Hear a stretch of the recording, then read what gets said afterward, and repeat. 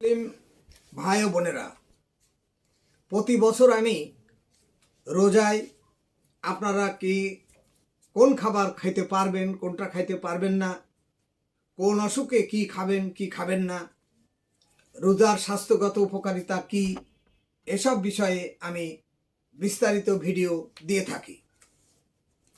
এবার আমি শুধুমাত্র রোজায় শারীরিক এবং মানসিক উপকারিতা এবং ফজিলতের বিষয়ে প্রায় 10টা ভিডিও বিভিন্ন বিজ্ঞানী এবং নোবেল বিজয়ীদের রেফারেন্স দিয়ে দিয়েছি। আপনারা জানেন, শারীরিক পরিশ্রম ছাড়া খানা দেহে ঢুকানো, জ্বর দৈহিক পরিশ্রম ছাড়া শুয়ে বসে অলস জীবনযাপন করলে জীবনী শক্তি, ভাইটাল ফোর্স ধীরে ধীরে দুর্বল হয়ে যায়, উইক হয়ে যায়। রোজা সেই ভাইটাল ফোর্সকে সঞ্জীবিত করে, শক্তিশালী করে, কর্মদক্ষতা বৃদ্ধি করে। সুতরাং রোজা থাকা আমাদের অত্যাবশ্যক। আমি ডক্টর মোহাম্মদ ফজলুল হক, এপিডেমিওলজিস্ট।